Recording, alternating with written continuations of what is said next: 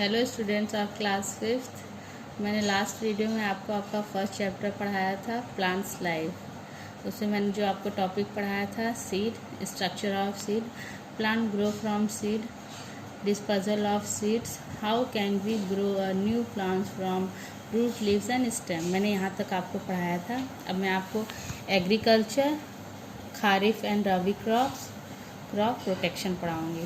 Okay. Agriculture. The mass production of plant and animal for producing food and other useful product is called agriculture. बहुत बड़े पैमाने में plant और animal के उत्पादन को एग्रीकल्चर कहते हैं।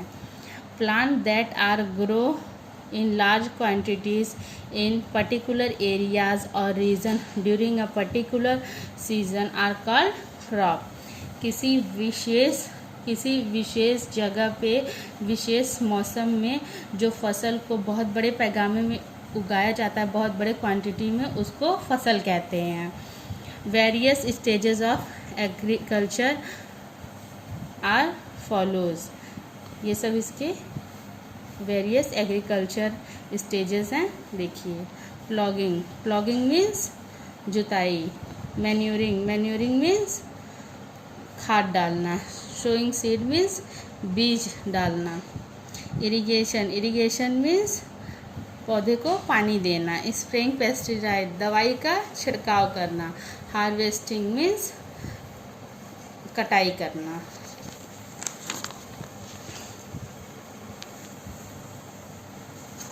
Kharif and Rabi crop.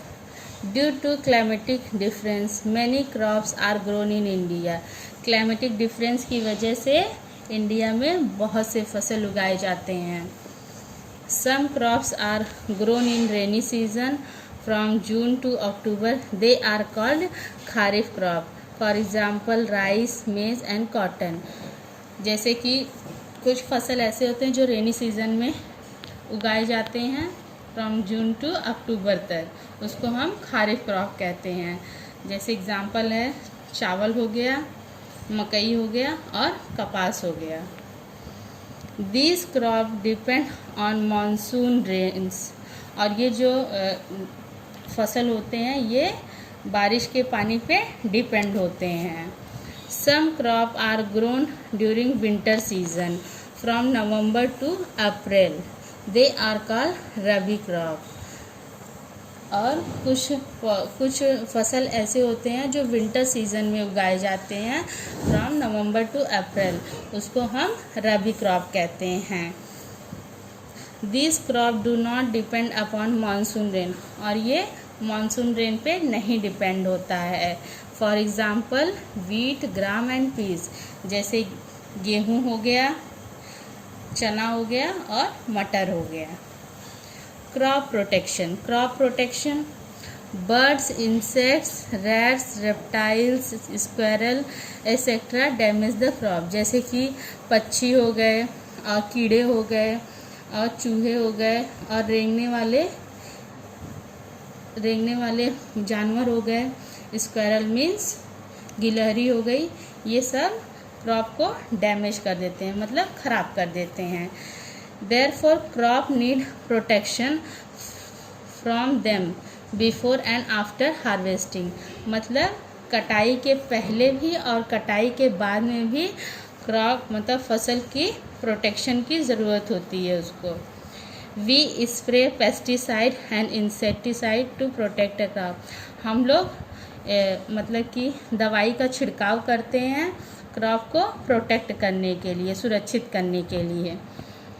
There are different chemical to keep a rodent away from crops.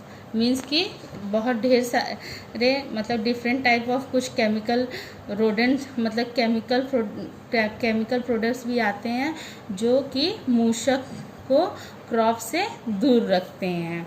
Rodent means मूषक होता है। Grain and seed should be stored in dry, waterproof and insect-proof and store bins। और हमें अनाज को किसी किसी dry मतलब सूखी जगह पे रखना चाहिए जहाँ की इंसेक्ट्स और पानी ना पहुँच पाए। ओके स्टूडेंट्स, मैंने ये चैप्टर फिनिश कर दिया है। मैं आपको डिफ़िकल्ट वर्ड्स भेजूँगी, वो आप अपनी नोटबुक में लिख लीजिएगा और याद कर लीजिएगा, और मैं एक्सरसाइज भी आपको भेजूँगी नेक्स्ट वीडियो में। Okay, thank you students.